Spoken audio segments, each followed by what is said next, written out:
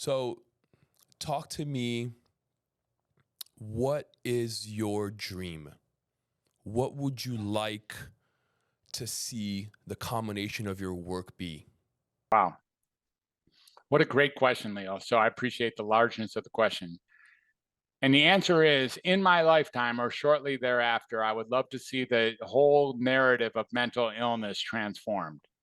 The whole idea that maybe there's nothing wrong with you.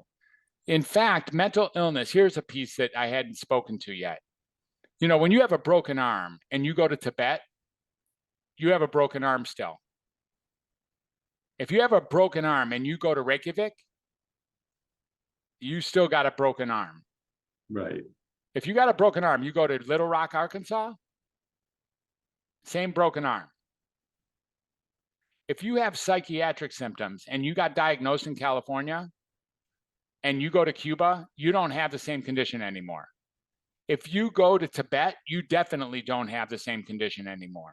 If you go to Nigeria, you don't have the same condition anymore. You have a different condition. In fact, they might even look up to you. They might call you a swami. They might call you a, like a prophet. They might give you a bigger job in the government. They might call you gifted. It's all perspective, huh?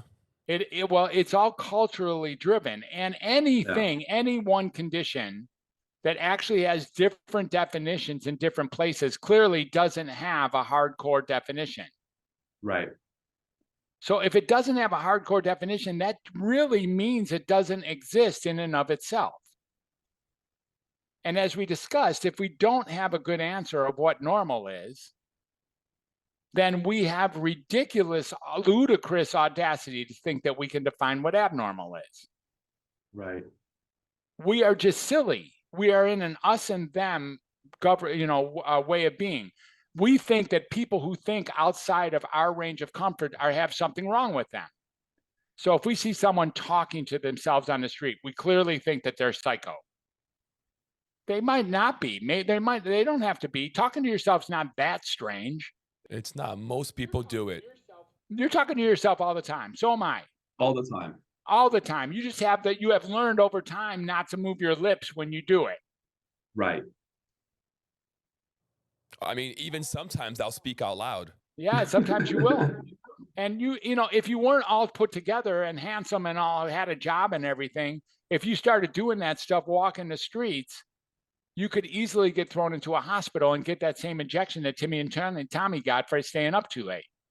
That's crazy. Right? Really easy to do. We used to think when I was in residency, one of the top symptoms of being psychotic was talking to a TV. Now look. My father talks to the TV all day. He's watching sports. Yeah. This is true. This is true. This is very true. You're not talking to know me here. I'm not anywhere near you, pal. You are talking to a TV. This is very true. You're pretty sure, and there's an agreement that the TV's talking back to you. Right.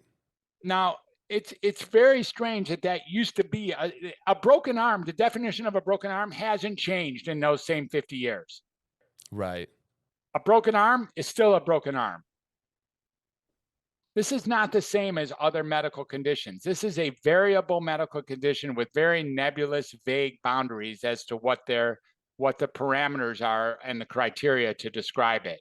And because of that, what I would really like people to see is that the narrative of what mental illness and mental health is would come through a thorough and total transformation, and that people wouldn't think that they have to go down Main Street into the psychiatric industrial complex when they're feeling dysfunctional or imbalanced, that they could realize there are multiple other ways to get your mind right, to get rebalanced, to get comfort, to get functional. And that might include detoxification, nutrition, mindfulness, exercise, being of service to others,